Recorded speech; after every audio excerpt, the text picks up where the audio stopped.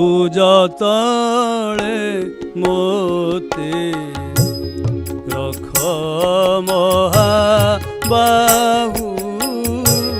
बाहु तले मोते रख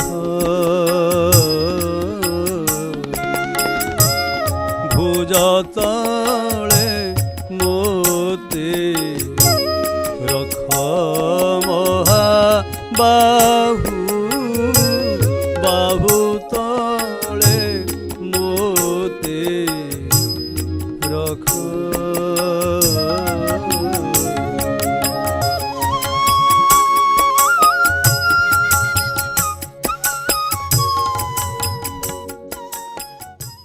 एगज राज क्षितिपति संपत्ति रति एमो लोड़ा नाही भुवन मोहन चका नयन को जेते बेले दिए चाहे। परम प्रणम्य जगतर नाथ जगन्नाथ महाप्रभुंकर श्रीचरणारविंदरे दासर साष्टांग प्रणिपात। दर्शक बंधु आपण मानक श्रीमंदिर अत्यंत गरिमाबंत सेवा सेवक एवं सेवायन परंपरा को नहीं दूरदर्शन रे स्वतंत्र प्रस्तुति छत्तीसा निज कार्यक्रम को अनेक अनेक स्वागत। दर्शक बंधु आपण आम कार्यक्रम माध्यम श्रीमंदिर अनेक सेवक मान संपर्क में ज्ञात होगा सहित से माने केउ प्रकार भाव में महाप्रभु पाखे सेवा को निवेदन करती एवं परम सेव्यंकर श्रीचरण कमल रे निजर सेवा भार को न्यूछाड़ देवापर स्वीकार करती आपण ही एकमात्र इष्ट देवता प्रभु आपण व्यतिरेक मोर कहीं नहांती संसार रे से प्रकार भाव में भावित है।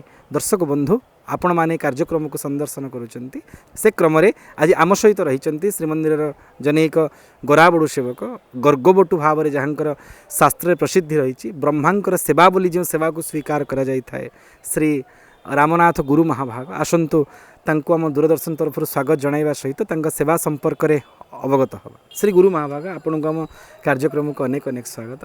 आपण प्राय एक दशंधि धरी महाप्रभु प्रत्यक्ष गराबड़ू सेवार नियुक्त अच्छा जो आप सेवा समर्पण करती गराबड़ू प्रकृति में गराबड़ू सेवाटी कौन ये गरा और बड़ू दुईटी शब्द मिलन जो सेवार संभार आप प्राप्त होती ये गराबड़ू सेवाटी कौन आप क्यों प्रकार विधि आप महाप्रभु में सेवा करते प्रथमे वाक्य बाहर करने पूर्वर महाप्रभु को स्मरण करी गोटे क्षण मन्नाथ श्री जगन्नाथ मद्गुरु श्री जगद्गुरु मदात्मा सर्वभूतात्मा तस्मै श्री गुरुवे नमः।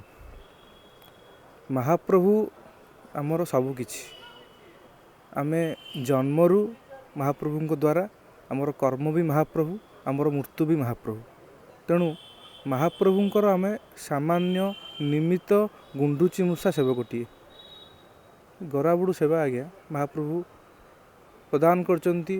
मोर आज्ञा आपण जो प्रश्न पचारिया पूर्वर रूम आज्ञा टाँकी जाऊँ देखते कारण सेवा आज्ञा जो मिली आज्ञा बहुत आगे केते तपस्या आम जब पूर्वर करूँ से तपस्यार फल यदि महाप्रभु सेवा मिली तपस्यार फल आज्ञा किसी ना कारण केते मुनि ऋषि माने तप करी पाऊना आज्ञा महाप्रभु को दर्शन निमित्त मध्य पाऊना महाप्रभु को एत बड़ सेवा मिली से आमर भाग्य से आमर सबकि आज्ञा।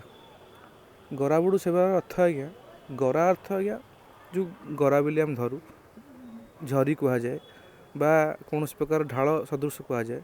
बड़ू अर्थ व्यक्ति गरा आउ बड़ू मिसिले जड़े झरी धरी व्यक्ति को गराबड़ू कह जाए। यही गराबड़ू आपड़ देखिए ब्रह्मा को हाथ में गोटे झरी थाए ब्रह्मा जी आमर सृष्टिकर्ता भी पालनकर्ता जो कह जाए ब्रह्मा को ब्रह्मा धरते किंतु ब्रह्मा जितेबाला मंदिर को आसी अध्यक्ष हो प्रतिष्ठा करेंगे मंदिर जो प्रतिष्ठा होता इंद्रदम्न महाराज सहित आसी से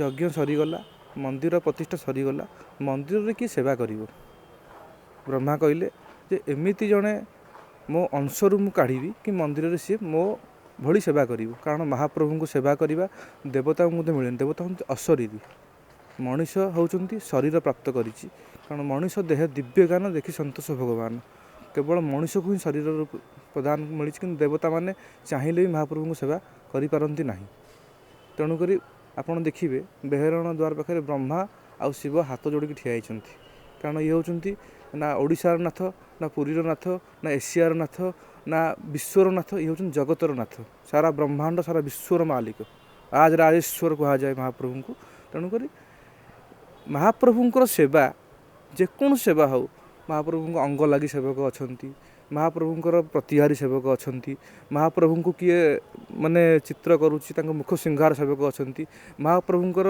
କି ପହଣ୍ଡି କରିକି ନେବ ତା ସେବକ ଅଛନ୍ତି। ଏମିତି 121 ପ୍ରକାର ସେବା। ତା ମଧ୍ୟରୁ ଗରାବୁଡ଼ ସେବା ଆଦ୍ୟ ଅନ୍ତ ସେବା କୁହାଯାଏ। ଯେ ମଙ୍ଗଳ ଆଳତି ବେଳୁ ଯେତେବେଳେ ସେବକ ପଶିବେ, ଆମର ସିଙ୍ଗାରୀ ସେବକ ଯାଆନ୍ତୁ, ଭିତରଛ ମହାପାତ୍ର ଯାଆନ୍ତୁ, ଭଣ୍ଡାର ମେକାପ ଯାଆନ୍ତୁ, ମୁଦ୍ରା ସେବକ ଯାଆନ୍ତୁ, ପ୍ରତିହାରୀ ସେବକ ଯାଆନ୍ତୁ, ଯେଉଁ ସେବକ ସିଂହାସନ ଉପରେ ଚଢ଼ିବେ ସିଏ ଗରାବୁଡ଼ ସେବକଙ୍କଠୁ ହାତୁଆଣି ନେବେ। ତାକୁ ହାତୁଆଣି କୁହାଯାଏ। ହାତୁଆଣି ମାନେ ଆମେ ତାଙ୍କୁ ଜଳ ଦେବୁ, କାରଣ ଜଳ ଦେଲେ ସିଏ ଅପବିତ୍ର ପବିତ୍ର ବା ସର୍ବାବସ୍ଥାଗତ ପିଇବା ଯସ୍ମରେ ପୁଣ୍ଡରୀକାକ୍ଷେ ଉଭ୍ୟା ଆଭ୍ୟନ୍ତରମ୍ ଶୁଚି, ମାନେ ଜଳ ଦ୍ୱାରା ସଂସ୍କାର କରି ସେ ମହାପ୍ରଭୁଙ୍କୁ କାର୍ଯ୍ୟ କରିବେ।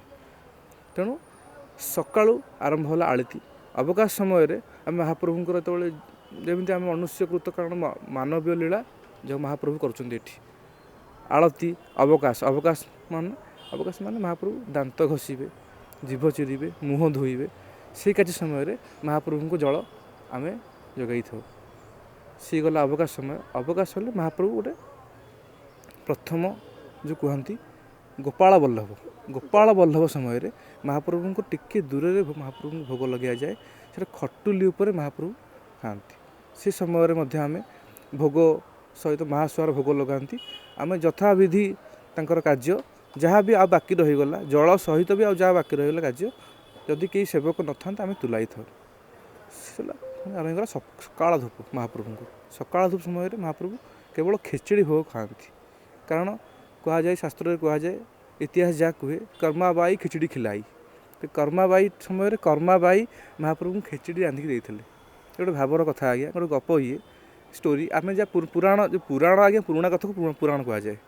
ତେଣୁ କର୍ମାବାଇ ଗୋଟେ ଥିଲା ଗୋଟେ, ସିଏ ମହାପ୍ରଭୁଙ୍କୁ ଭାବରେ ପ୍ରତ୍ୟେକ ଦିନ ଆଣୁଥିଲା। ସିଏ ଶୌଚ ହଉ ଅଶୌଚ ହଉ, କିନ୍ତୁ ଭାବ ଥିଲା ତାର। ଭାବର ଯାହା ଥାଏ, ଶୌଚ ହଉ ଅଶୌଚ ସେଇଟା ଦେଖାଯାଏନି, ସେଇଟା ଭାବରେ ସବୁ କାର୍ଯ୍ୟ ହୁଏ। ତେଣୁ ଭାବରେ ମହାପ୍ରଭୁଙ୍କୁ ମୋ ମହାପ୍ରଭୁ ଆସିବେ କି କିଏ ଆସିବ ଖାଇଦେଇକି ଉଠି ଯିବ। ସିଏ ଗୋଟେ ଏମିତି ବ୍ରହ୍ମଲୀନ ଥିଲେ, ବ୍ରହ୍ମଲୀନ ଦେବୀ ଥିଲେ। ସେ ମହାପ୍ରଭୁଙ୍କୁ ଡାକୁଥିଲେ, ମହାପ୍ରଭୁ ଆସୁଥିଲେ। ସେ ଯେଉଁ ବେଶରେ ହଉ, ସେ କେତେବେଳେ ଛୋଟ ପିଲା ବେଶରେ ଆସନ୍ତି, କେତେବେଳେ ବୟସ୍କ ବେଶରେ ଆସନ୍ତି। ଯେଉଁଦିନ ରାଜାଙ୍କ କାନରେ ପଡ଼ିଗଲା, ନାଇଁ ଏଠି ଗୋଟେ କ'ଣ ଗୋଟେ ଲୀଳା ଚାଲିଛି, ରଜା ପଠେଇଲେ କ'ଣ ତମେ ଦେଖିଥିଲେ, ସୈନିକ ଦେଖିଲେ, ଯାଇକି ସେନାପତି ଦେଖିଲ ନା ମହାପ୍ରଭୁ ଆଜ୍ଞା ଚନ୍ଦନ କର୍ପୂର ବାସ ଆସୁଛି। ଆମେ ତା ବୁଢ଼ୀର କୁଡ଼ିଆ ଭିତରେ ପଶୁ ଚନ୍ଦନ କର୍ପୂର ବାସ ଆସୁଛି ଆଜ୍ଞା। ନା ହଉ ଦେଖ, କାଲି ଯାଇ ଦେଖ। ତାକୁ ଯେତେବେଳେ ବଡ଼ପଣ୍ଡାଙ୍କୁ ଖବର ହେଇଗଲା ଯେ ଏଇ ଚନ୍ଦନ କର୍ପୂର ମାନେ ମହାପ୍ରଭୁ ଆସୁଛନ୍ତି ଏଠିକି, ମା ତୁ ସେମିତି କରିବୁନି, ତୁ ଗାଧୋଇ ପାଧୋଇ ଶୌଚ ହେଇ ମହାପ୍ରଭୁ ତୋ ଘରକୁ ଯେତେବେଳେ ଆସୁଛନ୍ତି ଖାଇବାକୁ, ତୁ ଏମିତି ଦେବୁ ତାଙ୍କୁ। ତେଣୁକରି ସିଏ କ'ଣ କଲା ନା, ଯେତେବେଳେ ଶୌଚ ହେଲା ସମୟ ବିଳମ୍ବ ହେଇଗଲା, ମହାପ୍ରଭୁ ଫେରିକି ପଳେଇଲେ।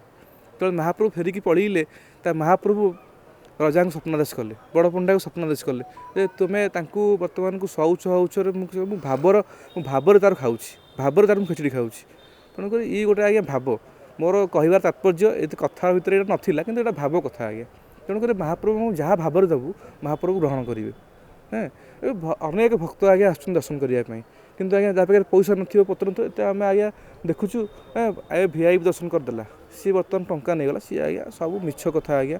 ମହାପ୍ରଭୁଙ୍କୁ ପ୍ରକୃତରେ ଯିଏ ଅନ୍ତରରୁ ଭିତରୁ ଭାବରେ ଡାକିବ, ସେ ନିଶ୍ଚିତ ଦର୍ଶନ ମହାପ୍ରଭୁଙ୍କୁ ପାଇବ। ଖେଚଡ଼ି ସମୟ ଗଲା ଆଜ୍ଞା, ଦ୍ୱିପହର ଧୂପରେ ଆମେ ଆଉ ଗୋଟେ ଜିନିଷ ଆଜ୍ଞା, ଆମେ ମହାପ୍ରଭୁଙ୍କୁ ଘଷା ଜଳ ଯୋଗାଉ। ଜାଇଫଳ ଆମକୁ ମିଳିଥାଏ, କିମ୍ବା ମୁଁ ଆଜ୍ଞା ସେବା ସମୟରେ ଘରୁ ଜାଇଫଳ ନେଇକି ଆସେ। କାରଣ କାଳେ ମନ୍ଦିର ପାଖରେ ଥିବ ନଥିବ, ଜଗିଥିବେ ନ ଜଗିଥିବେ, କାହାକୁ ଆମେ ଦେଖୁନି। ଜାଇଫଳରେ ଘଷା ତିଆରି କରୁ ମହାପ୍ରଭୁଙ୍କର। କାରଣ ମହାପ୍ରଭୁ ଏତେ ପ୍ରକାର ଖାଦ୍ୟ ଖାଇସାରିଲା ପରେ ଟିକେ ନାକୁ ଯେଉଁ ବଦ ହଜମ ମହାପ୍ରଭୁଙ୍କୁ ହୁଏ, ତେଣୁକରି ଘଷା ଜଳ ପିଇଲେ ମହାପ୍ରଭୁଙ୍କ ପେଟ ଠିକ୍ ହୁଏ। ଏଇଟା ଭାବ କଥା ଆଜ୍ଞା। ସିଏ ତ ଆଜ୍ଞା ମାନେ ମହାପ୍ରଭୁ, ସିଏ ଆଜ୍ଞା ତାଙ୍କ ପାଖରେ କ'ଣ ବା ନାହିଁ, ଆମେ ତାଙ୍କୁ କ'ଣ ବା ଦେବୁ? କିଛି ତାଙ୍କ ଜିନିଷ ଆମେ ତାଙ୍କୁ ଆଜ୍ଞା ଦେଉଛୁ। ସିଏ ଆଜ୍ଞା ଗଛ ଲଗେଇଛନ୍ତି ଜାଇଫଳ ଗଛ, ତାକୁ ଜାଇଫଳ ଫଳୁଛି, ଆମେ ତାଙ୍କୁ ଆଣି ଖାଲି ଘୋରିକି ଦେବା କଥା। ସେଇ ଘୋରାଟା ଆଜ୍ଞା ସେ ଭାବ, ଏଇ ଆଙ୍ଗୁଠି ଆଜ୍ଞା ଛିଡ଼ିଯାଏ। ଯଦି ଆଙ୍ଗୁଠି ଆଜ୍ଞା ନ ଛିଡ଼ିବ, ଆପଣ ସେ ଘଷା ଆଜ୍ଞା ଘଷା ହେଉଥିବ, ଘଷା ପ୍ରସ୍ତୁତ ଅତି ସୁନ୍ଦର ଘଷା ପ୍ରସ୍ତୁତ ଆଜ୍ଞା ହେବ ମହାପ୍ରଭୁଙ୍କର। ମହାପ୍ରଭୁ ତାକୁ ବାସ୍ନା ହେବ, ଯେତେବେଳେ ବାସ୍ନା ହେବ ଜାଣିଯିବ ଯେ ଜାଇଫଳ ଘଷା ଆଜ୍ଞା ହେଲା। ମହାପ୍ରଭୁଙ୍କୁ ଆମେ ସେ ଜାଇଫଳ ଘଷାଟା 3 ଭୋଗରେ ଲଗେଇଥାଉ। ଦୀପ ଧୂପ, ଦ୍ୱିପହର ଧୂପ, ସନ୍ଧ୍ୟା ଧୂପ, ଆମର ବଡ଼ ସିଂହାର ବେଶ ପର୍ଯ୍ୟନ୍ତ ଆମେ ଘଷାକୁ ଲଗେଇଥାଉ। ଏମିତିକି ଗୋପାଳ ବଲ୍ଲଭ ମଧ୍ୟ ଘଷା ଲାଗେ। ଘଷା ଆଉ ଗୋଟେ ସେରିକିଆ ଆମର ଗୋଟେ ଲାଗେ ମହାପ୍ରଭୁଙ୍କୁ। ସେଇ ସେରିକିଆଟା ଗରାବୁଡ଼ ସେବକ महासुଆरଙ୍କୁ ଯୋଗାଇ ଥାଏ। महासुଆର ସେଇ ସେଦିକିଆରେ ଅନ୍ନ କାଢ଼ି ମହାପ୍ରଭୁଙ୍କୁ ଦିଅନ୍ତି। ତ ଯେତେବେଳେ ସନ୍ଧ୍ୟା ଧୂପର ସମୟ ଆସିଯାଏ ଆଉ ଗୋଟେ ଟର୍ଣ୍ଣିଂ ପଏଣ୍ଟ ଆସେ କ'ଣ, ମହାପ୍ରଭୁଙ୍କୁ ଚନ୍ଦନ ଲାଗି ହୁଏ। ସନ୍ଧ୍ୟା ଧୂପ ଚନ୍ଦନ ଲାଗି ଆରମ୍ଭ ହୋଇଯାଏ। ଚନ୍ଦନ ଯେହେତୁ ଆମେ ବ୍ରହ୍ମା ବୋଲି ଆମକୁ କୁହନ୍ତି, ବ୍ରହ୍ମା ସେବକ, ମଝିରେ ଆଜ୍ଞା ବ୍ରହ୍ମା ଆପଣ ଦେଖିବେ ଠାକୁରଙ୍କୁ ଦର୍ଶନ କରୁଥିବେ, ପ୍ରଥମେ ଆପଣଙ୍କୁ ସୁଭଦ୍ରା ଦେଖାଯିବେ, ଜଗନ୍ନାଥ ଦେଖାଯିବେନି, ବଳଭଦ୍ର ଦେଖାଯିବେନି, କିନ୍ତୁ ସୁଭଦ୍ରା ଆପଣ କିଏ ସିଏ ହେଉଛନ୍ତି ଆଜ୍ଞା ବ୍ରହ୍ମା। ପ୍ରଥମେ ଦେବୀ ଦର୍ଶନ ଆପଣ କରିବେ, ଯେତେବେଳେ ଆପଣ ଗରୁଡ଼ ଖମ୍ବ ପଛକୁ ପଳେଇବେ ଆପଣ ପ୍ରଥମ ସୁଭଦ୍ରା ଦେଖାଯିବେ, ଆଉ କିଏ ଦେଖାଯିବେନି। ଆଉ ସେଇ ସବୁତକ କାମ ଗରାବଡ଼ୁଙ୍କର ସୁଭଦ୍ରାଙ୍କ ପାଖରେ ହିଁ ହୁଏ। କାରଣ ଏପଟେ ପାଳିଆ ଥିବେ, ସେପଟେ ପାଳିଆ ଥିବେ, ଜଳ ଏପଟୁ ପାଳିଆଙ୍କୁ ହାତକୁ ଦେଉଥିବୁ, ଜଳ ସେପଟେ ପାଳିଆଙ୍କୁ, ମଝିରେ ଆମେ ଠିଆ ହେଇଥିବୁ। କାରଣ ବ୍ରହ୍ମାଙ୍କ ପାଖରେ ଦେବୀ ଶକ୍ତି ହ୍ରିମ୍ ସୁଭଦ୍ରା ଭୁବନେଶ୍ୱରୀ ଶକ୍ତି, ସେ ଆଜ୍ଞା ଶକ୍ତି, ସେ ଏପଟକୁ ସେପଟୁ ଦୁଇ ପଟୁ କଣ୍ଟ୍ରୋଲ କରୁଛନ୍ତି। ତେଣୁ ମହାପ୍ରଭୁଙ୍କର ପ୍ରଥମ ଚନ୍ଦନ ଲାଗି ସମୟରେ ମା ସୁଭଦ୍ରାଙ୍କ ପାଇଁ ଚନ୍ଦନଟି ରୁହେ। ଯେତେବେଳେ ଚନ୍ଦନ ଲାଗି ଆରମ୍ଭ ହୋଇଯିବ, ଗରାବଡ଼ୁ ସେବକ ଟିକେ ପଛକୁ ପଳେଇ ଆସିବ, ଖୁଣ୍ଟିଆ ଡାକ ଦେବେ, ହଡ଼ପ ନାୟକ କ'ଣ କରିବେ ନା ବିଡ଼ିଆ ମଣୋଇ ଆରମ୍ଭ କରିଦେବେ। ସିଏ ଗଲା ଚନ୍ଦନ ଲାଗି ସମୟ। ସେମିତି ବଡ଼ ସିଂହାର ସମୟରେ ଚନ୍ଦନ ଲାଗିବାରୁ ବଡ଼ ସିଂହାର ବେଶ ଆରମ୍ଭ ହୋଇଯିବ। ବଡ଼ ସିଂହାର ସମୟରେ କ'ଣ ହୁଏ ନା ମହାପ୍ରଭୁଙ୍କ ସିଂହାସନ ଉପରେ ଆଉ ଆଚାର୍ଯ୍ୟ ପୂଜା ପଣ୍ଡା ବସନ୍ତି ନାହିଁ, ତଳକୁ ଓହ୍ଲେଇ ପଡ଼ନ୍ତି, ତଳେ ପୂଜା ଠା ହୁଏ। ସେ ପୂଜା ଠାଟା ପତ୍ରିବଡ଼ୁ କରେ, କିନ୍ତୁ ପତ୍ରିବଡ଼ୁ ନଥିଲା ସମୟରେ ଗରାବଡ଼ୁ ବି କରନ୍ତି। ପୂଜା ଠା ସରିବା ସମୟରେ ମହାପ୍ରଭୁଙ୍କୁ ଦ୍ୱାର 15-20 ମିନିଟ୍ ବନ୍ଦ ହୋଇଯାଏ। ଦ୍ୱାର ଖୋଲିଲା ପରେ ଶୟନ ଠାକୁର ବିଜେ କରନ୍ତି। କାରଣ ମହାପ୍ରଭୁ କ'ଣ କରନ୍ତି ନା, ମହାପ୍ରଭୁଙ୍କୁ ପଲକ ନାହିଁ, ସବୁ ଦେବାଦେବୀଙ୍କ ପଲକ ଅଛି, ମହାପ୍ରଭୁଙ୍କୁ ପଲକ ନାହିଁ। କାରଣ ମହାପ୍ରଭୁ ଥରେ ଶୋଇଲେ ଜଗତ ଶୋଇଯିବ, ସମସ୍ତେ କୁହନ୍ତି, ଆମେ ଶୁଣିବା କଥା ଆଜ୍ଞା, ଆମର ତ ଜ୍ଞାନ କମ୍, ସୀମିତ ଜ୍ଞାନ। ତେଣୁକରି ଶୟନ ଠାକୁର ବିଜେ ହେଲେ ମହାପ୍ରଭୁ ଶୋଇବେ। ଶୟନ ଠାକୁର ଥାଆନ୍ତି ଭଣ୍ଡାର ଘରେ, କିନ୍ତୁ ଶୟନ ଠାକୁରଙ୍କୁ ବିଜେ କରାଯାଏ। ଶୟନ ଠାକୁର ବିଜେ ସମୟରେ ଆମେ କ'ଣ କରୁନା, ସେତେବେଳେ ଆଜ୍ଞା ଯାହା ରେକର୍ଡ଼ କୁହେ ବିଦ୍ୟାପତିଙ୍କ ସହିତ ଗରାବଡ଼ୁ ସେବକ ଶୟନ ଠାକୁରଙ୍କୁ ବିଜେ କରନ୍ତି। କିନ୍ତୁ ଏହେନେ ବର୍ତ୍ତମାନ ବିଦ୍ୟାପତିଙ୍କର କୌଣସି କାର୍ଯ୍ୟ ସହିତ ସେ ସିଙ୍ଗାରୀ ସେବକମାନେ କରୁଛନ୍ତି। ବଡ଼ବାଡ଼ର ଯିଏ ପାଳିଆ, ସେ ବଡ଼ବାଡ଼ର ପାଳିଆ ସହିତ ଗରାବଡ଼ୁ ସେବକ ମିଶିକିରି ଶୟନ ଠାକୁରଙ୍କୁ ବିଜେ କରିବେ। ଆମର ଯେଉଁ ଅଛନ୍ତି ଜୟ ବିଜୟ ଦ୍ୱାର ପାଖରେ, ଜୟ ବିଜୟ ଗୋଟେ ଡମ୍ବୁରୁ ଥୁଆ ହେବ, ଡମ୍ବୁରୁ ନିମିତ୍ତ ଗୋଟେ ହେଇଥିବ, ଡମ୍ବୁରୁ ଉପରେ ଶୟନ ଦେବୀଙ୍କୁ ବସିଆଯିବ, ଶୟନ ଦେବୀ ଆଳତୀ ହେବ। ଆଳତୀ ସରିଲା ପରେ ମହାପ୍ରଭୁଙ୍କର ସବୁ ମନ୍ଦିର ପୁରା ଅନ୍ଧକାର ହୋଇଯିବ, ଲାଇଟ୍ ଲିଭିଯିବ। ପୁଣି ଗରାବଡ଼ୁ ସେବକ ଯିବେ, ଗରାବଡ଼ୁ ସେବକ ଆଉ ସେଇ ଯେଉଁ ସିଙ୍ଗାରୀ ସେବକ ଯାଇ ମହାପ୍ରଭୁଙ୍କ ସେଜରେ, ଯେଉଁଟା ମହାପ୍ରଭୁଙ୍କ ବାଡ଼ରେ ଯେଉଁ ଖଟଟେ ପଡ଼ିଥିବ, ସେ ଖଟ ଉପରେ ଶୟନ ଦେବୀଙ୍କୁ ରଖିବେ। ଶୟନ ଦେବୀ ରଖିସାରିଲା ପରେ ନିଜେ ପୁଣି ଯିଏ ସିଙ୍ଗାରୀ ସେବକ ତାଙ୍କୁ ଆଣି ଭଣ୍ଡାର ଘରେ ବସାଇ ସମ୍ପୂର୍ଣ୍ଣ କାମ ସମାପ୍ତ କରିବେ। ଦର୍ଶକ ବନ୍ଧୁ, ଆପଣ ଶୁଣୁଥିଲେ ମହାପ୍ରଭୁଙ୍କର ସେବା ପର୍ଯ୍ୟାୟ ସମ୍ପର୍କରେ। ଯେ ଗରାବଡ଼ୁ ସେବକ ଆପଣଙ୍କୁ ବର୍ଣ୍ଣନା କରୁଥିଲେ ସକାଳୁ ଉଠିବା ଠାରୁ ରାତିରେ ଶୋଇବା ପର୍ଯ୍ୟନ୍ତ, ମଙ୍ଗଳ ଆଳତୀ ଠାରୁ ପହୁଡ଼ ଆଳତୀ ପର୍ଯ୍ୟନ୍ତ କେଉଁ ପ୍ରକାର ଭାବରେ ସେବାକୁ ସମ୍ପାଦନ କରନ୍ତି। ଏବେ ଜାଣିବା କେମିତି ବିଶେଷ ଉତ୍ସବରେ ମହାପ୍ରଭୁଙ୍କର ସ୍ନାନ ପୂର୍ଣ୍ଣିମା ଦିନ ସ୍ୱତନ୍ତ୍ର ସେବା ରହିଛି ଗରାବଡ଼ୁଙ୍କର। ଏବଂ ପ୍ରଭୁ ଏତେ କୃପାଳୁ, ଅକାରଣ କରୁଣା ବରୁଣାଳୟ ଯେ ଗରାବଡ଼ୁମାନଙ୍କ ପ୍ରତି ବିଶେଷ ଅନୁଗ୍ରହ କରିଛନ୍ତି ସେଇଦିନ। ଆସନ୍ତୁ ଜାଣିବା କ'ଣ ସେ ସେବାଟି, ଯାହାକି ଆପଣ ମହାପ୍ରଭୁଙ୍କର ଜନ୍ମବାସର ସ୍ୱନକ୍ଷତ୍ର ତିଥି, ଯାହାକୁ ସ୍ନାନ ପୂର୍ଣ୍ଣିମା ବୋଲି ଗ୍ରହଣ କରାଯାଇଥାଏ, ଦିବ୍ୟ ଦେବସ୍ନାନ ଜ୍ୟେଷ୍ଠୀ ଉତ୍ସବରେ ଆପଣଙ୍କର ବିଶେଷ ସେବା ରହିଛି, ସେବାଟି କ'ଣ? ଦେବସ୍ନାନ ପୂର୍ଣ୍ଣିମା ଦିନ ମହାପ୍ରଭୁ ସବୁଦିନ ସ୍ନାନ କରନ୍ତି, ପ୍ରତ୍ୟେକ ଦିନ ମହାପ୍ରଭୁ ସ୍ନାନ କରନ୍ତି, କିନ୍ତୁ ଦର୍ପଣ ସ୍ନାନ ମହାପ୍ରଭୁଙ୍କର ହୁଏ। ଦେବସ୍ନାନ ପୂର୍ଣ୍ଣିମା ଦିନ କ'ଣ ହୁଏ ନା, ମହାପ୍ରଭୁଙ୍କର ଗୋଟେ ସ୍ୱତନ୍ତ୍ର ଶୀତଳାଙ୍କ ପାଖରେ ଉତ୍ତର କୂଅ ଅଛି, ସୁନା କୂଅ ଅଛି। ସୁନା କୂଅରୁ ମହାପ୍ରଭୁଙ୍କର ଜଳ ସୁନା ଗୋଷି କାଢ଼ନ୍ତି। ସୁନା ଗୋଷି ଆମର ସିଏ ଗୁରୁ, ସିଏ ସୁନା ଗୋଷି କାଢ଼ନ୍ତି। ସୁନା ଗୋଷି ସେ ଜଳକୁ ନେଇକିରି ଅଧିଷ୍ଠିତ କରନ୍ତି। ଅନେକ ପ୍ରକାର ବନ ଔଷଧି, ଆପଣ ମାନେ ଆମ ଚିନ୍ତା ବାହାରେ, ଭାବନା ବାହାରେ, ଯେକୌଣସି ଯେଉଁ ବନ ଔଷଧି ସବୁ ମହାପ୍ରଭୁଙ୍କର ମିଶେ, ତା ଦେହରେ ଅନେକ ରୋଗ, ଆପଣଙ୍କର ଅନେକ ରୋଗ ଭଲ ହୋଇଯିବ। କୁହାଯାଏ ଯେ, ମୁଁ ନୀଳାଦ୍ରି ମହୋଦୟରୁ ଟିକେ କିଞ୍ଚିତ ମାତ୍ରାରେ ପଢ଼ୁଥିଲି ଯେ ଏଇ ଜଳ ଯଦି ଆପଣଙ୍କର କୌଣସି ପ୍ରକାର କୁଷ୍ଠ ରୋଗ ବି ହେଇଥିବ, ମାନେ ବହୁତ ମାନେ ବଡ଼ ରୋଗ ଯଦି ହେଇଥିବ, ଯଦି ସ୍ପର୍ଶ କରିଯିବ, ସେ ସ୍ପର୍ଶ ମାତ୍ରକେ ସେ ରୋଗ ଭଲ ହୋଇଯାଏ ବୋଲି ମୁଁ କିଞ୍ଚିତ ମାତ୍ରାରେ ପଢ଼ିଛି। ମୁଁ ବେଶୀ ପଢ଼ିନି ଆଜ୍ଞା, ଯେତିକି ପଢ଼ିଛି କିନ୍ତୁ ମୁଁ କହୁଛି ସେଇ ବିଷୟରେ।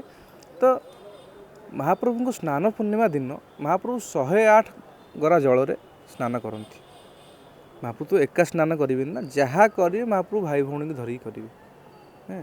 महाप्रभु मंचे स्नान कर, मंचा स्नानम रथवरा गति, मंचा उपर महाप्रभु स्नान करती। मंचा स्नान कहीं करुँच ना, किसी लोक कहते जे मु शुणी सत कि मिछ आज्ञा जानी पढ़ी से विषय में कहते जे काले कौन महाप्रभु हूँ कृष्ण अवतार कौन गोपी मान सहित स्नान करुले कि गोपी मान वस्त्र कौन हरण करते, गोपी मैंने कहते नाई आमको जब तुम एमती निवस्त्र अवस्था तुम देखीच स्नान कर तुमको ये जगत देख आम श्रुति होम शुणीचु तो जगत किए देख ना तुमको स्नान किए करेंगे से आमे मैंने ही तुमको करूँ स्नान ना आमे मैंने हूँ गोपी अवस्था बर्तमान गोपी हूँ सेवक बोली कहुए। सेवक स्नान कर 108 गरा स्नान कराती। से दिन कौन हुए ना महाप्रभुंर एकांत बास तापर हुए, समस्ते कहते दईता सेवा करती, ताटी भितर पशंती ये पशंती सब महाप्रभुंर दैनिक सेवक बहुत प्रकार सेवक अच्छा तेणुक सेवा तंकर समय सेवा दिखती। सी जिते महाप्रभु कहे चाकर ये चाकरटा मोर यही कम कर आज्ञा बाध्य, कारण से जन्म नहीं। 108 गरा जल महाप्रभु अधिष्ठित जल आग अधिष्ठित हम, जलाधिवास हम, जलाधिवास पर जल संस्कार हम, संस्कार हो पूजा हे, पूजा हो सारापर महाप्रभु स्नान करेंगे। सी पुणी डायरेक्ट आमठू महाप्रभु स्नान करेंगे, से आम महाप्रभु को मेकअप को देवु, जो मेकअप पालिया मेकअप थे 3 बाड़े मेकअप को आम कहुए सुदर्शन को आम डायरेक्ट स्नान करूँ, सुदर्शन को आम अधिकार अच्छे आम डायरेक्ट स्नान करें। किंतु वर्तमान से अधिकार च्युत हो जाए कि आग्रह करूना कि माने जबरदस्ती करूना, कारण सेवक केतबेले कौन महाप्रभु जबरदस्ती सेवा दियंती, महाप्रभु चाहिए सबकिछ हम। तो 3 बाड़े मेकअप ठिया था, मेकअपर जो रूपा पिंगण में आम जल ढालू, सी जल को पुनः पूजा पंडा सेवक संस्कार करेंगे, संस्कार कर महाप्रभु को स्नान करेंगे।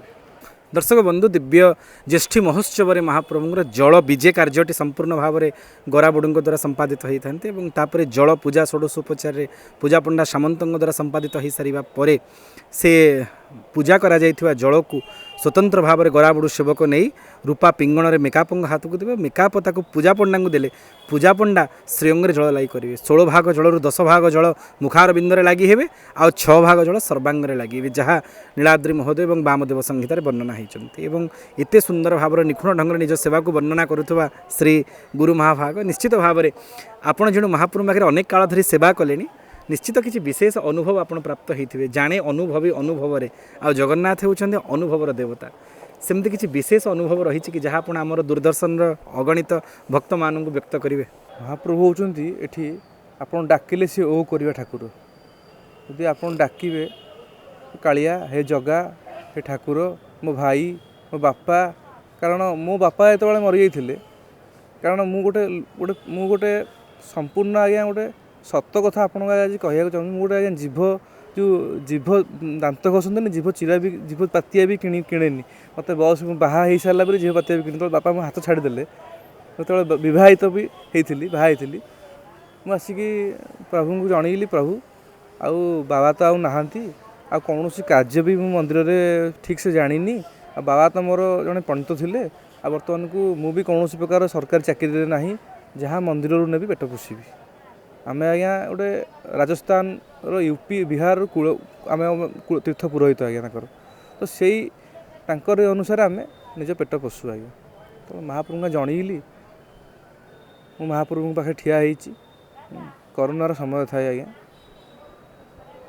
महाप्रभु को डाकिले मो आखिर सहज लुह आज्ञा बाहर सहज मो आखिर आज्ञा लुह बाहर से कष्ट है आज्ञा मो आखिर लुह बाहर ना मो निज जीवन बंचा केमी आज्ञा चलि महाप्रभु कहली।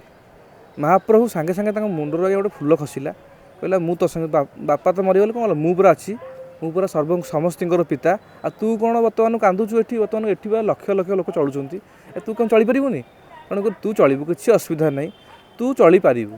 तेणुक प्रभु मुंडर गोटे फूल खसला आज्ञा मो आखि आगे खसला मु देखी आज्ञा आचंबित हो गली प्रभु भी कथा शुणती हैं ना मु आज्ञा पूरा विश्वास करूनी प्रभु को से दिन मो संपूर्ण देखूँ मो रूम आज्ञा ठिया हो जाऊँ मिछ केवे कहबिनी स्पोर्ट कारण प्रभु मत बचाऊँ आमर योग्यता किसी ना कह गले आम योग्यता किसी ना प्रभु जदि आमको सहाय न हेबे आमर आज्ञा चुलिक आज्ञा हांडी जीवन सत्य सहित कथा आज्ञा अनुभूति आज्ञा कौन कहबी जितेबाला जहाँ महाप्रभु मागिचे आज्ञा देइचंती जेमते दृढ़ भजई मुतार समस्त बुझई महाप्रभु तांक सेवकंकर समस्त भार को निज स्कंदरे बहन करती तार प्रत्यक्ष प्रमाण आपण श्री रामनाथ गुरु महाभागंकर मुखारबिंदर शुणुले महाप्रभु थाउ थाउ जीव अनाथ केमिति हवा आज्ञा जगतर नाथ थाउ थाउ सतरे आज सुंदर भाव में आपण मैंने गराबड़ू सेवा संपर्क में अनेक भावुक एवं शास्त्रीय पण को शुणी आनंद लाभ करेंगे आपन को अनेक अनेक धन्यवाद दूरदर्शन परिवार तरफ दर्शक बंधु देखा आगामी अध्याय रे